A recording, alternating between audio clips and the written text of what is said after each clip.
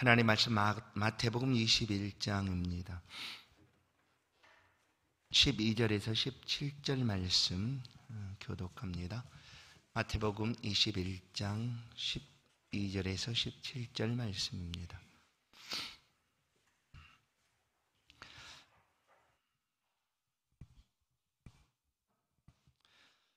예수께서 성전에 들어가서 성전 안에서 매매하는 모든 사람들을 내쫓으시며 돈 바꾸는 사람들의 상과 비둘기 파는 사람들의 의자를 둘러 엎으시고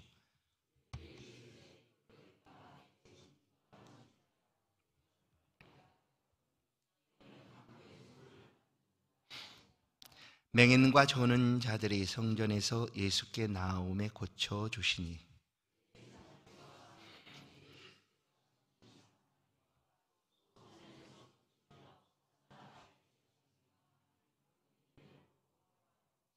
예수께서 말하되 그들이 하는 말을 듣느냐? 예수께서 이르시되 그렇다. 어린 아기와 젖먹이들의 입에서 나오는 찬미를 온전하게 하셨나이다 함을 너희가 읽어본 일이 없느냐 하시고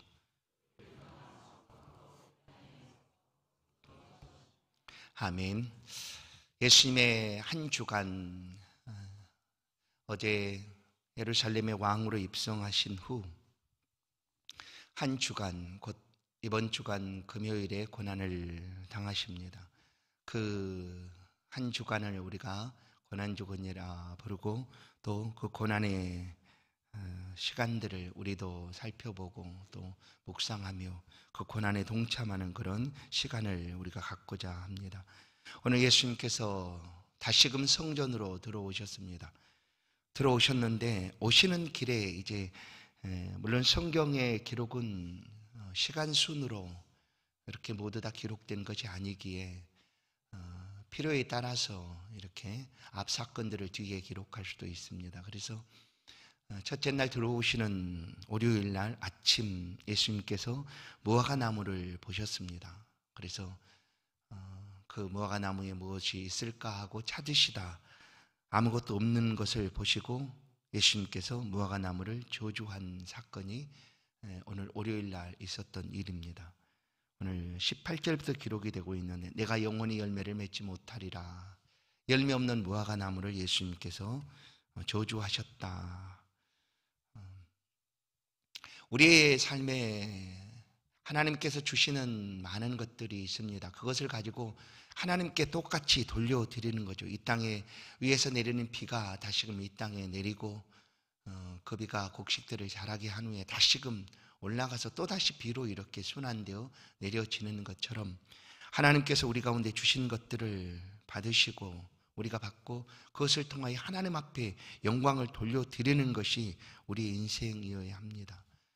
그러나 아무것도 드릴 것이 없다고 하면 하나님께서 우리를 보실 때 이렇게 보시지 않을까. 열매 없는 무화과 나무처럼 우리의 삶이 하나님께 드릴 것이 없다 하면 하나님께서도 우리의 삶에 책망하시고 또 심판하시지 않을까 하는 것이죠.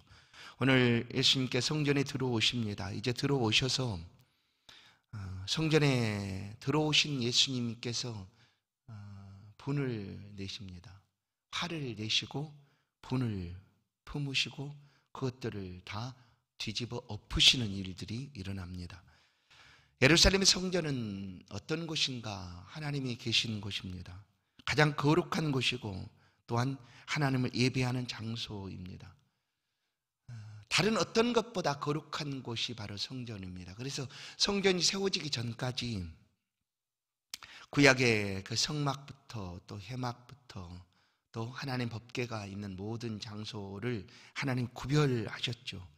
그것은 거룩한 곳이다. 왜냐하면 하나님이 임재하시는 곳이니까 하고 하나님 구별하여 말씀을 하셨습니다. 그렇게 이제 솔로몬 성전이 지어지고 또다시 스룹바벨 성전 그런 다음에 헤롯 성전이 지어질 때까지 하나님께서는 그 성전이 얼마나 거룩한가를 구별하여 말씀을 해주셨습니다. 그런데 이 성전을 예수님께서 들어오셨는데 여전히 그곳에 장사하고 있었다. 사람들의 시끄러운 소리 그리고 동물들의 울음소리, 돈 바꾸는 사람들의 소리들이 가득 차 있었습니다. 예수님께 공생애를 처음 시작하면서 요한복음을 보면 바로 이와 같은 일들을 행하신 일이 있었습니다. 그러나 3년이 지나도 여전히 똑같이 그 일을 반복하고 있었다라는 거예요. 예수님께서 그렇게 공생애를 시작하실 때 이런 일이 일어났었는데 예수님 그때도 똑같이 상을 뒤집어 엎으시고 그들을 내쫓으시고 내 집은 만민이 기도하는 집이라 말씀하였지만 변화가 없었습니다. 여전히 그들은 성전의 한 모퉁이에 자리를 잡고 장사틀을 만들고 장사를 하고 있었다라는 것이죠. 그래서 예수님께서 그들을 내어 쫓으십니다. 그들은 대제사장들과 결탁하여 어떤 장사를 하고 있었는가? 바로 하나님 앞에 드려지는 그 제사의 제물들을 파는 일, 곧 소나 양이나 짐승들을 제물로 파는 상인들이었습니다. 그래서 그것을 성전 한 기퉁이에 한 곳에 터전을 마련하고 아예 그곳에서 장사터로 만들고 있었다라는 것이죠. 뿐만 아니라 성전에 반드시 드려져야 되는 성전 세겔, 곧 성전세를 낼 수 있는 세겔을 바꿔주는 환전소도 그 성전 안에 만들어져 있었습니다. 그들이 사용하고 있던, 통용하고 있던 동전 그리고 그런 로마 화폐들을 가지고 하나님 앞에 드릴 수 없었기에 그것을 바꿔주는 그런 환전하는 환전소를 만들어 놓고 환전하는 차익들을 그들이 가지게 된 그런 장사하는 사람들이 그 성전에 가득히 있었기 때문에 예수님께서는 이 마지막 한 주간을 성전으로 들어오셔서 그 장사하는 그들의 상들을 그리고 짐승들을 내어 쫓으셨다라는 것입니다. 왜 이토록 예수님께서 분을 품으셨을까? 그것은 마땅히 성전에서 행해야 될 일들을 그들이 행하지 않고 있었기 때문입니다. 성전의 가장 기본적인 기능은 예배의 기능입니다. 예배. 하나님을 만나고 하나님 앞에 예배하는 장소죠. 그러면 하나님 앞에 예배할 때 우리가 가장 중요시 여겨야 되는 것은 거룩함입니다. 거룩함. 그래서 하나님을 만나는 자리에 나아갈 때 그 거룩함을 우리가 갖고자 하나님 말씀하신 대로 제사를 드리고 그 죄의 값을 하나님 앞에 드리고 하나님을 만나게 되는 것인데 그들은 그 성전에서 거룩해야 될 그 성전에서 자기들의 장사터로 만들고 있었고 또한 더럽히고 있었다라는 것이죠. 그래서 예수님께서는 이처럼 화를 내셨습니다. 그러면 성전에서 행해져야 될 일들은 무엇일까? 그것은 바로 13절에 말씀하고 있는 것처럼 내 집은 만민이 기도하는 집이다 하는 것이죠. 기도하는 곳이 또 성전입니다. 누가 기도하는 곳인가? 만민이. 죄인이 올 수 없는 곳이 아니라 바리새인들이 죄인이 세리가 와서 기도하는 것을 보고 이상하게 여기고 그를 비난의 눈초리로 쳐다보며 하나님 앞에 나는 저와 같지 않습니다 하고 했던 바리새인인데 세리들도 그들이 죄인이라고 여겼던 창기들도 누구든지 와서 기도하는 집이 바로 성전이다라는 것이죠. 그래서 만민이 기도하는 곳이 바로 성전입니다. 그런데 이 성전을 그들은 강도의 소굴로 삼았다. 어울리지 않는 표현 아닙니까? 성전에 전혀 어울리지 않는 그런 표현이기도 합니다. 강도의 소굴, 악한 자들, 그리고 남의 것을 빼앗고 그리고 자기 이익을 추구하는 그런 집단이죠. 오늘날 보면 사이비 이단들의 집단을 이렇게 부를 수가 있지 않을까요? 강도의 소굴이다. 왜냐하면 창취하고 빼앗고 그들의 이익을 위하여 사람들을 그렇게 사용하는 그런 집단. 그런데 예수님께서 바로 이 성전을 가리켜서 그렇게 표현하고 있었다라는 거예요.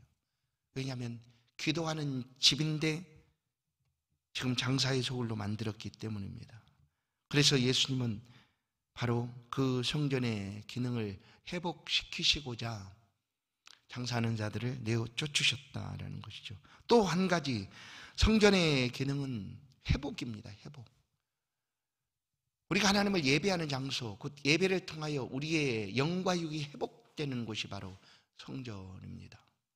그래서 하나님 앞에 우리는 나와야 하고 그 하나님 앞에서 하나님 말씀을 들어야 합니다. 그래야지만 우리의 영과 육이 회복되어집니다.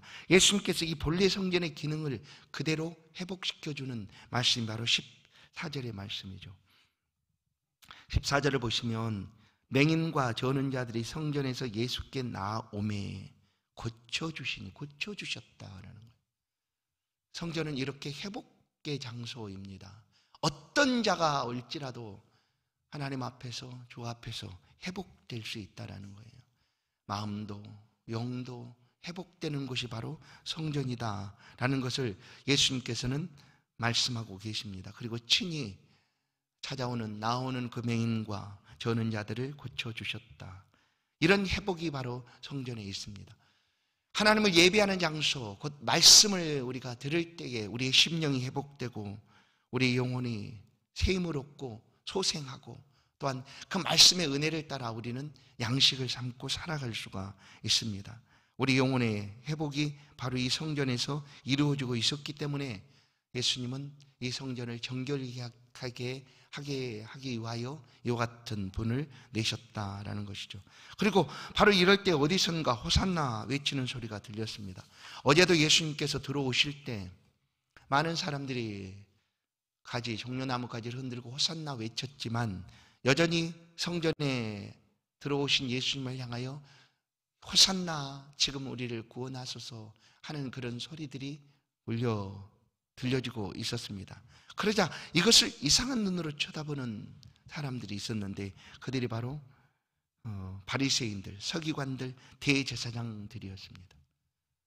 이상한 눈으로 쳐다보고 왜 이것을 제지하지 않느냐, 멈추게 하지 않느냐라고 예수님께 말하고 있는 것이죠. 그러자 예수님께서 시편 8편 2절의 말씀, 예수님의 말씀은 하나님께서 주신 구약의 말씀들을 인용하셔서 이렇게 말씀합니다.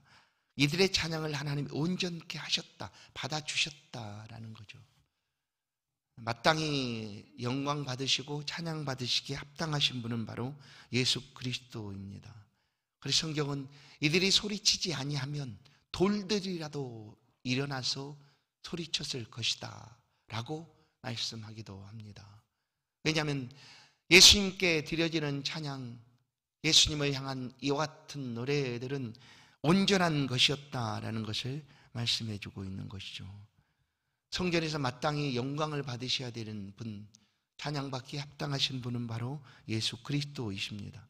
그를 향하여 들려지는 찬양을 이상하게 여겼지만 주님이 받으셔야 될 온전한 찬양을 주님은 지금 받고 계시다라는 것이죠.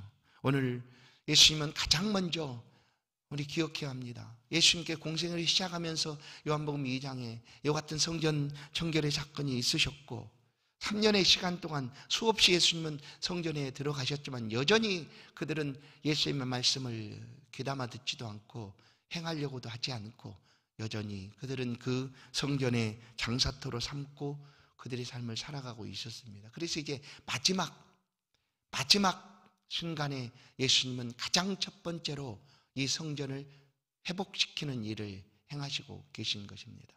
오늘 이 말씀을 듣는 우리는 어떻게 우리의 삶에서 이 말씀을 들을 수가 있을까? 이제 오늘날 성전은 없어졌습니다. 성전은 없습니다. 예루살렘의 성전이 남아있다고 하지만 그것은 한쪽 벽만 남아있습니다.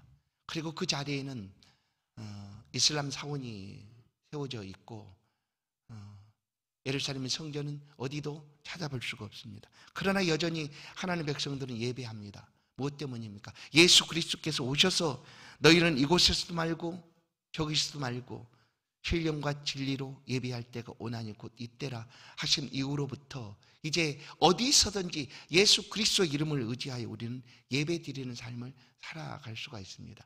그리고 또한 특별하게 하나님께서는 우리 가운데 너희가 하나님이 거하시는 성령의 전이다라고 말씀을 하시죠.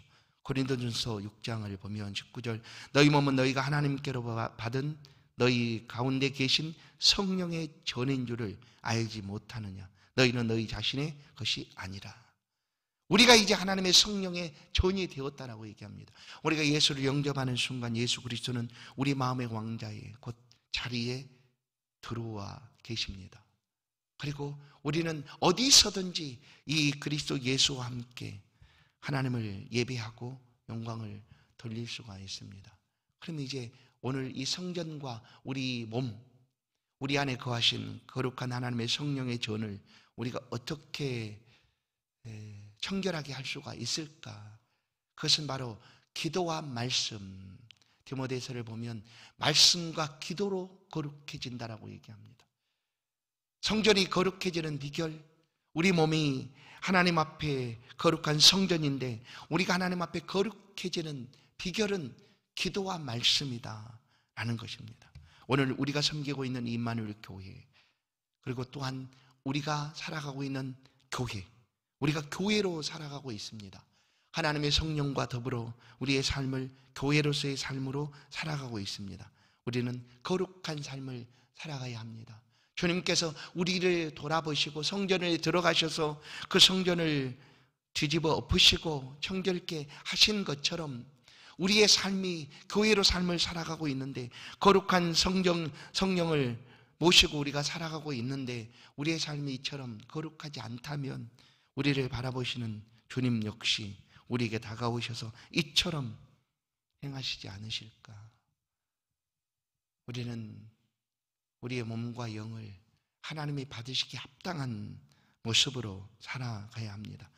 더럽혀진 심령으로 강도의 구렬처럼 여러 가지 온갖 것들로 더럽힌 심령이 아니라 하나님의 말씀을 새기고 그 말씀을 순종하고 그 말씀을 따라 살아가고자 하는 그런 거룩한 성전으로의 삶을 우리는 살아가야 합니다. 그래서 정신을 차리고 기도하고 믿음의 길을 우리 또한 걸어가야 합니다. 예수님은 첫날 이렇게 교회를, 성전을 청결케 하시고 깨끗게 하셨습니다. 그리고 예수 그리스도는 그 고난의 길을 또 걸으셨습니다. 주님이 그를 걸으신 것은 우리로 하여금 거룩한 삶을 살아가도록 하기 위함입니다. 주님이 우리를 보실 때 책망하는 것이 아니라 우리의 거룩한 삶을 보시고 잘했다 칭찬하시는 그런 복된 삶이 될 수 있기를 주의 이름으로 간절히 축원합니다.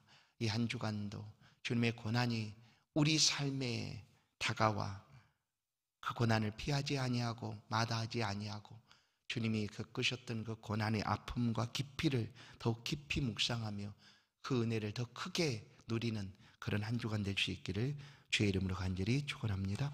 하나님, 우리를 도우사 오늘 이 새벽도 주 앞에 이르게 하시니 감사합니다. 가장 첫 시간을 우리 하나님 앞에 하려 간구합니다. 우리를 받아주옵소서. 이 모습 이대로 우리를 받아주사 하나님의 뜻 안에 거하게 하시고 또한 우리와여 고난당하신 예수 그리스도의 고난을 깊이 묵상하여 주께서 주시는 그 고난의 깊은 은혜를 더 깊이 누리며 깨닫고 행할 수 있도록 도우시고 함께하여 주옵소서. 이 시간 우리가 하나님 앞에 거룩한 성전으로, 거룩한 교회로 주 앞에 서기를 원합니다. 우리 안에 모든 더러움들, 모든 악함들, 모든 죄악들을 다 물리쳐 주시고 또다시 주의 말씀으로 또한 기도할 때 우리의 심령을 깨끗게 하여 주사 언제나 주의 말씀 앞에 순종하게 하시고 주의 말씀을 따라 행하는 모든 삶의 자리가 형통하도록 은혜를 더하여 주옵소서. 주 앞에 있는 모든 주의 백성들의 간구를 이 시간도 기억하여 주옵소서. 무엇을 구하든지 그 간구함이 하나님 뜻에 합당하게 도와주시고 구하는 기도를 통하여 형통한 삶이 앞길에 놓여질 수 있도록 은혜를 더하여 주옵소서. 이 한 주간 주의 고난당하심을 깊이 묵상하며 고난의 길을 우리 또한 걸어가기를 원합니다. 그 길 가운데 함께 동행하여 주시고 주의 은혜를 풍성하게 허락하여 주옵소서. 주의 백성들이 살아가는 삶의 모든 반경들, 살아가는 모든 삶의 터전들 어디에서든지 하나님 앞에 거룩한 삶의 예배를 드릴 수 있도록 인도하여 주옵소서. 예수 그리스도의 이름으로 기도하옵나이다. 아멘. 자유롭게 기도하시겠습니다.